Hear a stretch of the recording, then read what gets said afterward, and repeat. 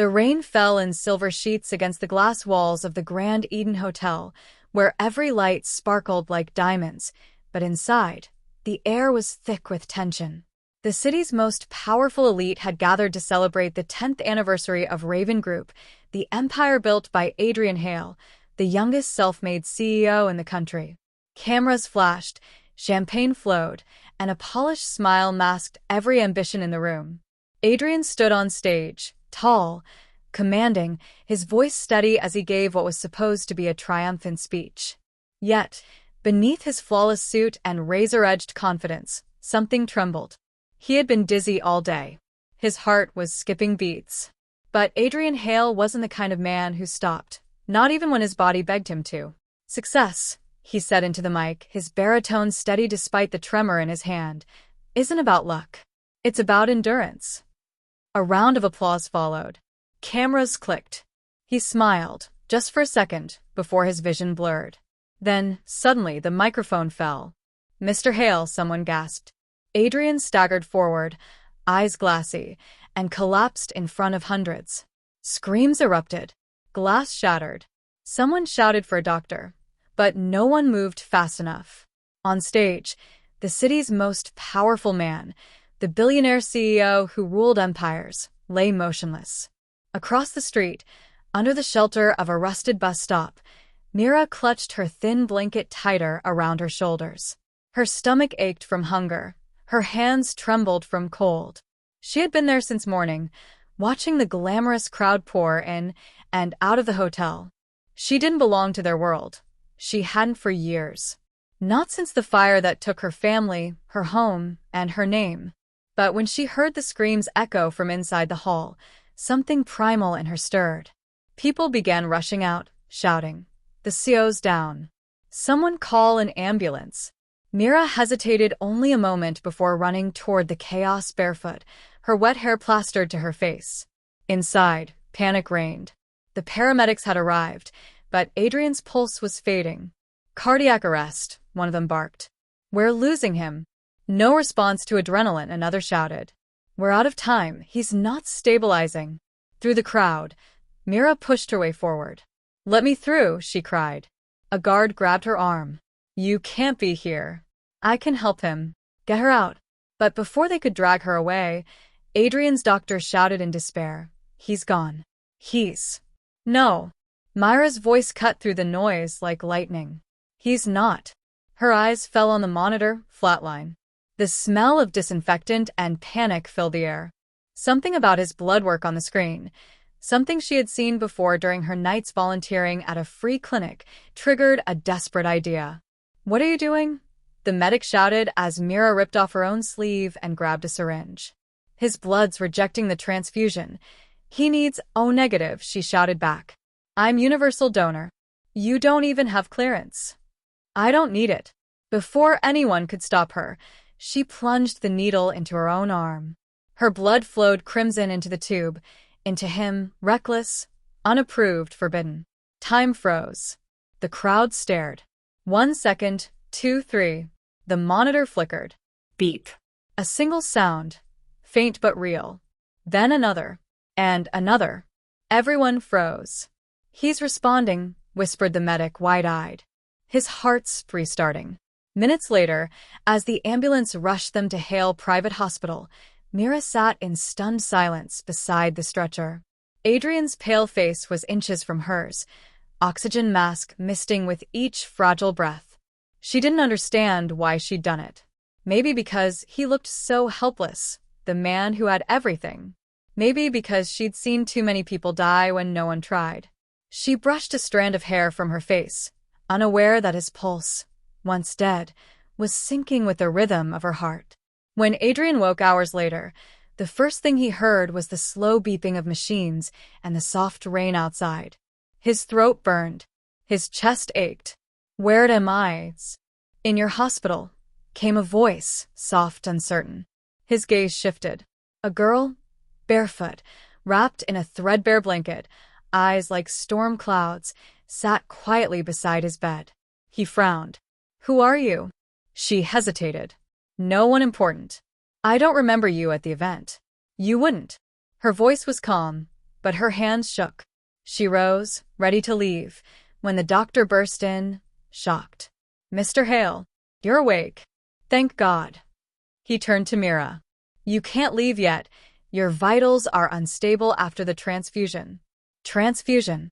Adrian's voice sharpened. "From who?" The doctor looked uneasy. "From her, sir. She gave her blood when no match was found. You wouldn't have survived without it." Adrian turned slowly to the girl. She lowered her gaze, embarrassed.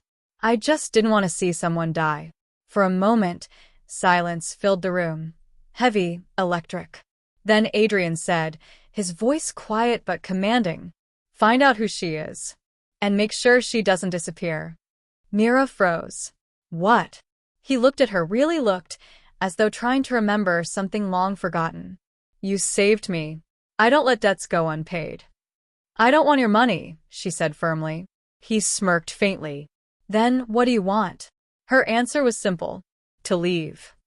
She turned to go, but his voice, weak yet unyielding, stopped her. "You can walk away, miss whatever your name is. But know this, when you gave me your blood, something inside me woke up. And I don't let go of what brings me back to life."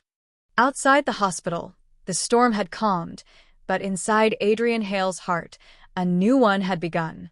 And as Mira disappeared down the dim corridor, unaware of the ripples she had set in motion, one thing was certain.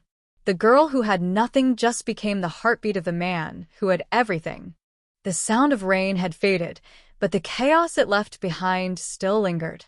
Outside the Hale Medical Tower, reporters crowded the gates, their voices clashing in a storm of microphones and flashing cameras. Breaking news: the billionaire CEO Adrian Hale miraculously survives after being declared clinically dead for 6 minutes. No official statement yet.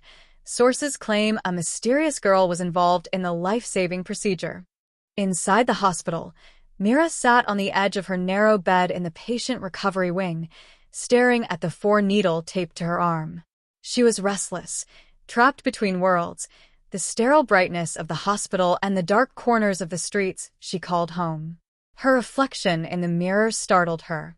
Her hair was clean now, tied neatly by one of the nurses. Her face, once hidden under layers of dust, looked almost normal. But the hospital bracelet around her wrist still whispered the truth. No address, no records, no name. A knock at the door broke her thoughts. It wasn't a nurse this time. It was him, Adrian Hale, alive, standing, and still impossibly composed despite his recent brush with death. A bandage wrapped around his wrist, his posture straight, his eyes sharper than any scalpel. Mira froze. "You shouldn't be walking yet." He gave a faint smirk. "Doctors say I shouldn't be alive either. Yet here I am." He walked closer. She could smell the faint trace of antiseptic and something more expensive, power. "I didn't think you'd come," she murmured. "I didn't think I'd owe my life to a stranger," he replied. "But I make it a rule never to ignore debts, especially ones written in blood." Her pulse quickened. "I don't want anything from you, Mr. Hale." "That's unfortunate," he said softly, leaning on the metal frame of her bed. "Because I've already decided to give it." Her eyes narrowed. "Give what?" He straightened, his tone cool and decisive, the same tone that built empires and broke competitors. "You're coming with me." Mira blinked. "What?" "I've arranged for your discharge. From now on, you'll be under my care. My personal physician will monitor you, and my staff will make sure you never end up on the streets again." She stood abruptly. "You can't just take me like I'm one of your employees." He looked amused. "Employees are paid. You saved my life. You've earned far more than that." Her voice trembled. "I didn't do it for you. I did it because it was right." For the first time, his expression shifted. Something flickered behind his cold gaze, a trace of guilt or awe. "Right," he repeated. "That's not a word I hear often in my world." The tension between them tightened, thick and electric. Then Mira turned away. "Let me go, Mr. Hale. I've survived worse than hunger or rain. I don't need your pity." He stepped closer. "And I don't offer pity, Miss Mira. I offer protection." She hesitated. His voice wasn't threatening, but it carried a weight that shook her resolve. "Why?" she whispered. "Why me?"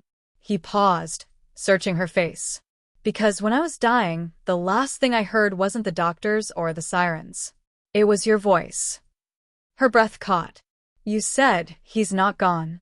He looked away for a moment, his jaw tightening. "No one has said that about me in years." Silence hung between them, soft and trembling. Then he added, almost to himself, "Maybe that's why I came back." By evening, Adrian's convoy arrived outside the hospital. Sleek black cars lined up under the city's glowing skyline. Mira stood by the entrance, watching in disbelief as the billionaire's secretary handed her a small envelope. "Your new ID, Miss Mira. Mr. Hale's orders. He's given you a residence inside Hale Manor." Mira shook her head. "No. I'm not going anywhere near his world." But before she could leave, a familiar voice behind her said, "You already stepped into it the moment you saved me."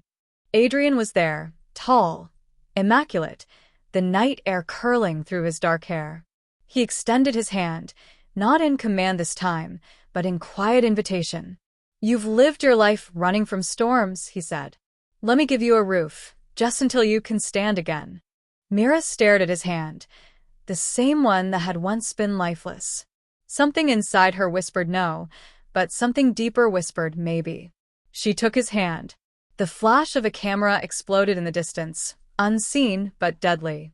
From across the street, a journalist lowered his lens with a smirk. "Got it," he murmured. "The billionaire's mystery girl." Hours later, as Adrian's car glided through the rain-slick streets, he watched Mira through the reflection in the glass. She was quiet, gripping her seatbelt as if ready to flee at any second. He broke the silence. "You think I'm arrogant?" She met his eyes. "You're powerful. That's worse." He laughed softly. "You're the first person to say that to my face. I'm not one of your investors." "I can see that," he said, glancing at her bare feet and torn jeans. "But you're the only one who's ever given me something real." Her voice was steady but low. "Don't mistake blood for belonging, Mr. Hale." He looked out the window, expression unreadable. "We'll see." When the car stopped in front of Hale Manor, a sprawling glass estate overlooking the ocean, Mira's breath caught. The mansion shimmered with white light, guarded and silent like a fortress. "This isn't a home," she whispered. "It's a prison made of glass." He looked at her. "Then stay only until the doors start to open." She hesitated. But as she stepped inside, warmth hit her skin for the first time in months. A housekeeper approached nervously. "Sir, shall I prepare the guest suite?" "No," Adrian said. His gaze never left Mira. "She stays in the East Wing, closest to my study." The housekeeper blinked. "But, sir—" "Do it," he said, voice turning to steel. Mira turned sharply. "You can't control where I sleep." He stepped closer, eyes cold but soft beneath. "You saved my life, Mira. You've already been inside my veins. You're not leaving that easily."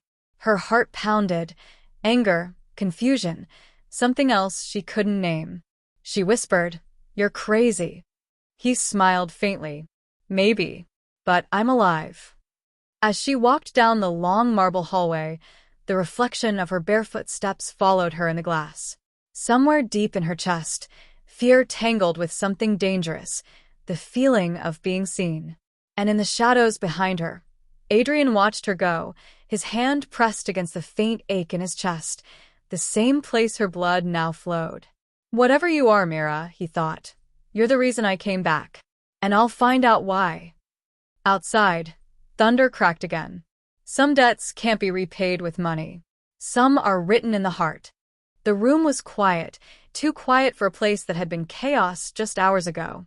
Machines hummed softly, faint beeps echoing through the sterile, white hospital room. Outside the glass wall, board members, nurses, and bodyguards stood frozen, as if witnessing something supernatural. Because behind that glass, the impossible had happened. Ethan Voss, the ruthless, untouchable CEO who had been declared clinically dead, was breathing again. And beside him sat her. Myra's hand still trembled where she'd been holding his. Her clothes were torn, stained with blood, His and hers. Her heartbeat pounded in her ears like a drum, but she couldn't look away from the man lying before her. The monitors had flatlined hours ago. Doctors had walked out in defeat. Everyone had said, "He's gone." Until they used her blood. Now his chest rose, slow and steady. What happened?" whispered Dr. Callum, staring at the screen. "This is medically impossible." Mira didn't answer. Her voice was gone, her throat dry from panic and exhaustion. When Ethan's fingers twitched, Mira gasped. His eyelids fluttered open, revealing gray eyes, cold and clouded with confusion, yet burning with an intensity that made her forget to breathe. He looked around the room, then at her, and his gaze stayed. "Who are you?" His voice was hoarse, broken, like it hadn't been used in years. For a second, she couldn't speak. I'm no one," she whispered. You were dying. I just helped." Ethan's brow furrowed. "Helped?" "She donated blood," Dr. Callum cut in, stepping forward. "It's the only reason your body restarted. Her blood has," he hesitated, glancing at the others, "somehow synchronized with your system. It shouldn't have been possible." The CEO didn't seem to hear him. His focus stayed locked on Mira. "You saved me?" "I didn't mean to," she said softly, looking down. "I was just there." A flicker of something unreadable crossed his eyes. Confusion, maybe awe, maybe something darker. Hours later, the hospital wing was cleared. No reporters. No board members. Just silence and the rhythmic rain against the windows. Mira sat by the window, knees pulled to her chest, wrapped in a borrowed hospital blanket. She should have left hours ago. But she couldn't. Something about the man in that bed, something about the way he looked at her, made it impossible to walk away. The door creaked open. Ethan's personal assistant, Liam, stepped in. "Miss Mira, is it? Mr. Voss wants to see you." Her breath caught. "Me?" Liam nodded. "He's insisting." When Mira entered the dimly lit VIP suite, she nearly froze. Ethan was sitting up now, and force still in his arm, his body weak but his presence undeniable. Even in a hospital gown, he radiated authority, the kind that didn't need words. He gestured toward the chair beside him. "Sit." She hesitated, then obeyed. For a long moment he just studied her. The flicker of the heart monitor filled the silence between them. "You look terrified," he said finally. She met his gaze. "I've never met someone who came back from the dead before." He gave a faint, humorless smile. "Neither have I." Silence. Then, softly, "They said you were homeless." She flinched. "I am." His eyes darkened. "Then why did you agree to give blood to a stranger? You didn't even know who I was." Her fingers tightened around the blanket. "Because everyone else walked away." That answer made him blink. "I watched them give up," she continued, her voice trembling. "They said your life was over because it was easier to accept it than try again. I couldn't do that.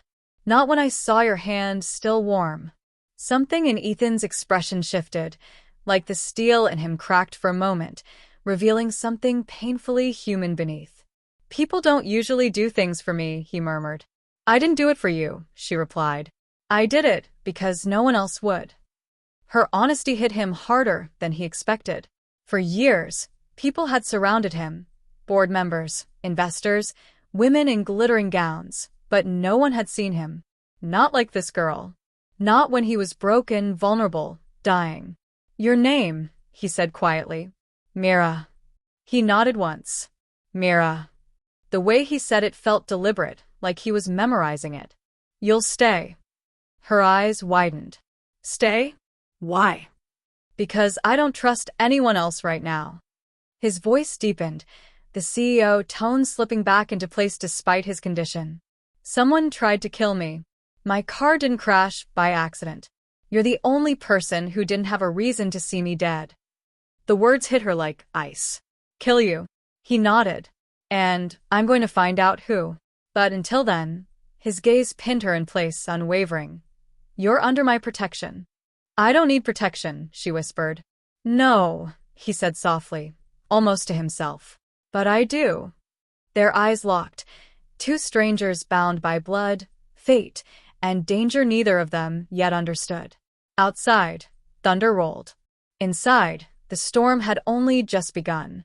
Rain streaked against the tall hospital windows like silver knives cutting through the night. Mira sat in silence, her gaze locked on the city lights far below. Her borrowed hospital clothes hung loosely on her frame, and though the storm outside had finally broken, her heart hadn't stopped pounding since Ethan's words. Someone tried to kill me. Now, that same man, the one who should have been a corpse, was alive, awake, and watching her like she was the only thing tethering him to this world. The door opened behind her. She didn't turn. She didn't need to. His presence filled the room before his voice did. You didn't sleep. Mira exhaled, arms wrapped tightly around herself. Neither did you. Ethan stepped closer, his footsteps measured, precise. Even weak, he carried authority, the kind that could silence boardrooms and bend empires. But right now, his voice was lower, rougher. You shouldn't sit by the window. Reporters are camped outside. Someone could be watching. I don't think anyone's interested in me, she murmured. He stopped beside her. You'd be surprised. Their eyes met in the reflection, his gray, sharp as storm clouds, hers, tired and searching. For a moment, neither spoke. Then she asked quietly, Why me, Ethan? Why do you want me to stay? You don't even know who I am. He hesitated. Because I shouldn't be alive, but I am. And it started with you. Her throat tightened. That doesn't mean you owe me anything. His expression darkened. You think this is about debt? He took a step closer, voice low, intense. When I woke up, I couldn't move my fingers. Couldn't breathe without pain. But the only face I remembered wasn't my doctor's. It was yours. Mira swallowed hard. That's because I was the only one left in the room. No, he said softly, almost bitterly. You were the only one who didn't give up on me. Everyone else signed my death certificate. You fought for me, a stranger.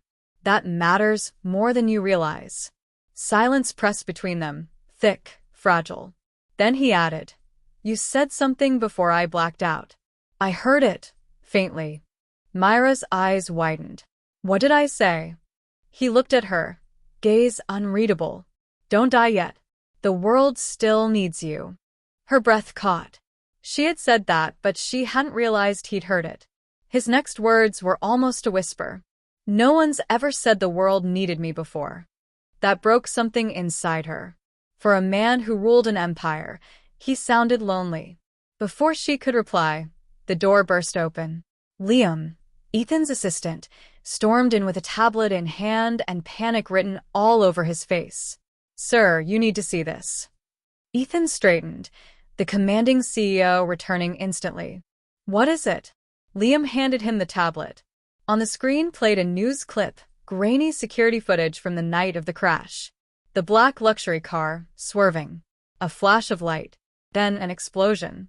But the angle showed something new this time. A dark SUV, tailing him seconds before impact. Ethan's jaw tightened. Someone rammed us. Liam nodded grimly. The footage was scrubbed from the hospital servers. I had to trace it through a back door. Whoever did this has access. Someone from inside your own company. Mira felt the blood drain from her face. Ethan's eyes hardened like steel. Find out who. Immediately. Liam hesitated, glancing at Mira. Sir, with respect, keeping her here might be dangerous. Whoever targeted, you could come after her next. Ethan's voice was cold. Then they'll have to go through me first. Liam froze, then nodded and left. When the door shut, the silence between them returned, but it was heavier now, charged with fear. Mira looked down at her hands. He's right. I should leave. If someone's trying to kill you, you're not leaving. His tone was sharp, almost harsh. She flinched. Why? He looked away, voice low. Because I can't explain it yet, but when you walked in, something changed. My doctors can't understand it, but your blood, your presence, it's stabilizing me. My body rejects every medication but reacts positively to your DNA. It's like it recognizes you. Myra's breath hitched. Recognizes me? His eyes flicked to hers. "It's as if I'm alive because of you. And if you leave, I'm not sure what happens next." Her heart thundered. "That's not fair," she whispered. "Nothing about this is," he said quietly. "But until I know who's behind this, you stay close." "That's not a request." Their eyes locked. Her fear collided with his desperation, and for a moment, the world outside disappeared. But before she could respond, the heart monitor beeped wildly. Ethan's body tensed, his hand gripping the sheets. His breathing quickened, color draining from his face. "Ethan!" she cried, rushing forward. Doctors stormed in, alarm screaming. His hand shot out, grabbing hers with surprising strength. His voice, strained and broken, forced out one word between gasps. "Mira, don't let go." And as she held his trembling hand, the monitor began to stabilize again. The doctors exchanged bewildered looks. "His vitals are syncing with hers," one whispered. Just like before. When the chaos faded, Ethan lay still, his pulse steady. Myra's hand was still in his. Tears welled in her eyes. She whispered, almost to herself, "What are you doing to me?" Ethan's fingers twitched around hers. His voice, faint but sure, answered, "Saving me again." Thunder rolled outside, once more, louder this time, closer. And for the first time, Mira realized that whatever bound them together wasn't just blood. It was something far deeper and far more dangerous. The city skyline gleamed beneath the morning sun, but inside the glass tower of the Hayes Global headquarters, a storm was brewing far deadlier than the one outside. Mira stood near the elevator, her palms damp, her reflection trembling in the mirrored walls. It was her first time stepping into Ethan's empire, the place where his power lived and where his enemies waited. He had insisted she come. "You're safer where I can see you," he'd said. But as the elevator doors opened to a floor full of sleek suits and colder eyes, Mira wasn't so sure anymore. Every head turned. Whispers rippled. "Isn't that the girl from the hospital? The one who donated her blood? Why is she here?" Ethan walked beside her, cane in hand, sharp suit cutting through the tension like a blade. Though he was still recovering, his aura of control had returned, dangerous, commanding, magnetic. He didn't glance at a single employee, but his voice cut through the murmurs like ice. "Anyone who's got time to gossip clearly isn't working hard enough." Silence. People turned back to their screens instantly. Mira followed him into the boardroom, a long table of polished marble surrounded by men and women twice her age, each wearing power like armor. The moment they saw her, the air thickened. Ethan took his seat at the head, his expression unreadable. "Let's begin." The CFO cleared his throat. "Mr. Hayes, before we start, may I ask why a civilian is present during a confidential board meeting?" Ethan didn't even blink. "Because this civilian saved my life, and because someone in this room tried to end it." A collective gasp filled the air. Myra's heart hammered. She glanced around. Faces shifted, masks cracked, eyes darted. Ethan's tone was calm, but lethal. "2 days ago, we recovered security footage showing my car was rammed deliberately. Whoever did it had access to internal company travel logs, meaning the leak came from within." The CFO stiffened. "Sir, that's a serious accusation." "I don't make accusations," Ethan interrupted. "I state facts. And the fact is, I nearly died because someone here wanted my seat empty." He looked down the table, each gaze sharp, probing, ruthless. "But I'm not dead. And whoever planned this should have made sure of that." The silence that followed was suffocating. Myra's pulse quickened. She could feel the hatred in the room, some directed at Ethan, most at her. She didn't belong here, yet her presence clearly rattled them. Suddenly, a woman spoke, elegant, poised, venom hiding behind her smile. "Ethan," she purred, "you're being paranoid. Recovery can distort judgment. Perhaps you're seeing threats that aren't there?" Myra's stomach twisted. She recognized the woman, Vanessa Lynn, Ethan's ex-fiancée and head of PR. Ethan leaned back, eyes narrowing. "I may be recovering, Vanessa, but I'm not blind." You were the one who announced my death before the hospital confirmed it. Why so eager? Her smile faltered for the first time. I was following protocol. Protocol doesn't include falsifying obituaries. Gasps echoed again. Myra's eyes widened. Vanessa's face turned pale, her poise cracking. Ethan continued, his voice cutting like a scalpel. Liam traced the media leak to your private server. Care to explain? Vanessa's hand trembled. Ethan, Before she could finish, the projector flickered on. A grainy video appeared. Vanessa in a parking garage, handing a file to a man in a black coat. Mira clutched the table edge. Ethan's expression turned to stone. You sold my location, he said coldly. And, because of that, my car exploded. Vanessa's composure shattered. I didn't mean for it to go that far. They said they just wanted to scare you, Ethan. Who? His voice thundered. Her lips quivered. The investors from Redbridge Group, they wanted control of Hayes Biotech. They offered. Ethan stood, slamming his cane against the floor. The sound cracked through the silence, like thunder. And you traded my life for money. Tears welled in Vanessa's eyes. I loved you once. That's your tragedy, he snapped. Now it's mine to end. Security entered. Vanessa tried to reach him, desperate. Ethan, please. She's the reason you're alive, not me. It's her. That girl's blood. It's not normal. All eyes turned to Mira. She froze. What? What do you mean? Vanessa pointed, her voice hysterical. They said your blood saved him, when nothing else worked. You think that's coincidence? Someone paid me to find out who you are. The room exploded into chaos. Ethan's fury melted into something sharper. Fear. He moved toward Mira instantly, voice dark and protective. Enough. Guards restrained Vanessa as she screamed. You're both being hunted. You don't even know why you survived. Ethan turned to Liam. Get her out. When the doors slammed shut, silence fell again. The tension was thick enough to choke on. Ethan's gaze found Myra's. Intense, unreadable. Mira, she's not entirely wrong, is she? Her voice shook. I don't understand any of this. I'm just... Not just anything, he interrupted. Since the transfusion, I've been different. Stronger. Faster recovery. It's not possible unless... His mind spun, pieces connecting in terrifying ways. Unless your blood isn't ordinary. Mira took a step back, heart racing. Ethan, stop. He caught her wrist, gently but firmly. Who are you really?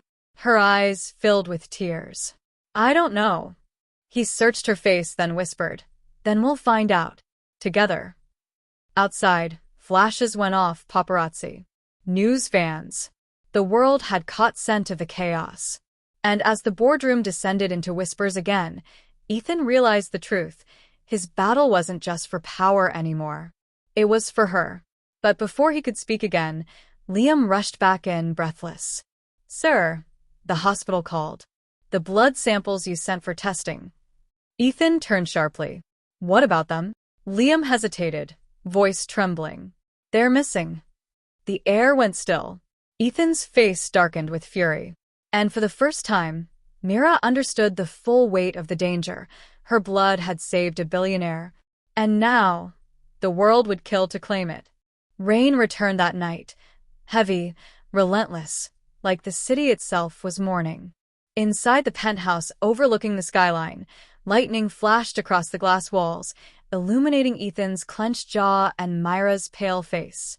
The blood samples were gone. The hospital security cameras had been wiped. Every trace of Myra's donation erased. And now there was only one truth between them. Someone out there knew exactly what Mira was and was willing to kill for it. Ethan stood by the window, his reflection a dark silhouette against the storm. His voice was low, steady, too steady. They've moved faster than I thought.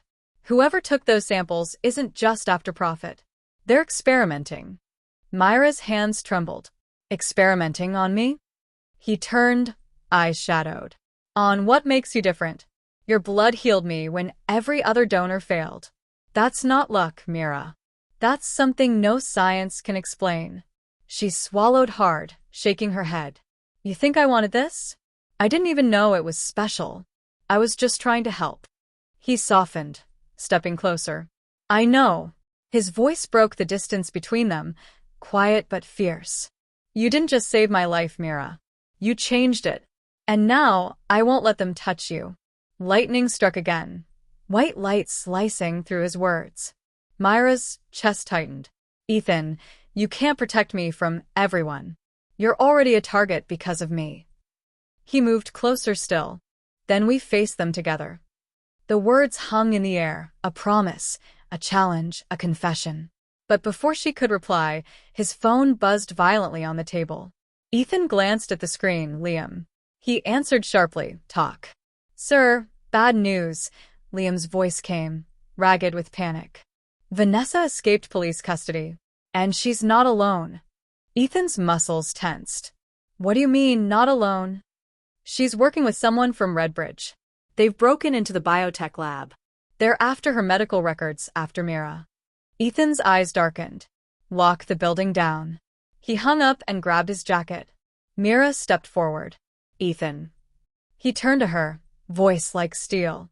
Stay here. Don't open the door for anyone. She caught his arm. No. If they're doing this because of me, I'm coming too. Their eyes clashed, his protective fury against her quiet, stubborn courage. Then, to her shock, he nodded. Fine. But you don't leave my side. The drive through the rain was silent, except for the low growl of the engine and the storm pounding above. When they reached the biotech lab, red emergency lights flashed across the building's glass facade. The security system was compromised. Inside, the halls were eerily quiet, too quiet. Broken files, shattered glass, flickering lights. Then a voice echoed through the corridor. Ethan Hayes. Still alive. Impressive. Vanessa stepped from the shadows, soaked and wild-eyed, holding a small vial between her fingers, crimson and glowing faintly under the emergency light. Myra's breath caught. My blood. Vanessa smiled darkly. Do you even know what you are, Mira? Do you know what this could do? This blood can rewrite the human body, erase death itself. You could sell eternity. Ethan's tone was ice. You're playing with something you don't understand. I understand power, Vanessa hissed. And this, she lifted the vial, is more powerful than you ever were. She turned to Mira, her smile venomous. He doesn't love you, you know. You're just his miracle drug. His obsession with survival dressed up as romance. The words sliced through the air like glass. Mira froze, her chest aching. Ethan's voice thundered. That's enough. He lunged forward just as Vanessa threw the vial. It hit the floor, shattering into a spray of red and glass. The liquid hissed as it hit the tile. In that instant, Mira instinctively shielded Ethan, pulling him back as an explosion of light and smoke filled the corridor. The blast threw them both against the wall. Alarm screamed. When the haze cleared, Vanessa was gone. Only the echo of her laughter remained. Ethan groaned, struggling to stand, his arm bleeding from the glass. Mira crawled to him, her palms shaking. Ethan, you're hurt. He grabbed her wrist, voice hoarse. No, look. Where her hand touched his arm, the bleeding slowed, then stopped. Skin knit together like nothing had happened. Mira stared in horror and awe. I did that. He met her gaze, eyes wide. Your blood heals, but your touch does too. A single tear rolled down her cheek. Then I really am a freak. Ethan cupped her face, fierce and tender. No. You're the reason I'm still breathing. The reason I want to live. Their foreheads touched, the world spinning around them. Chaos, danger, fear.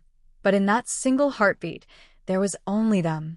Then the sound of approaching sirens shattered the moment. Ethan whispered, We have to go. Before they realize what you are. She nodded, tears glistening. Where will we go? He stood, gripping her hand tightly. Somewhere no one can find us. Somewhere we start over. As they fled the burning lab, the storm outside began to calm, faint dawn light breaking through the clouds. But in the smoldering ruins behind them, a figure stepped into the flickering light. Vanessa. Her hand was bleeding, but in her grip, a single intact vial, glowing brighter than before. She smiled coldly. "Run all you want, Mira. The world will find you soon, the heart that remembered." Emotional focus. Ethan and Mira face their greatest danger yet: betrayal, discovery, and the realization that their bond is not only emotional but supernatural. Themes: love born from chaos, sacrifice, survival, and rebirth. Ending note: while Ethan and Mira escape together, bound by love and mystery, Vanessa's survival and the stolen vial set the stage for a future confrontation or sequel.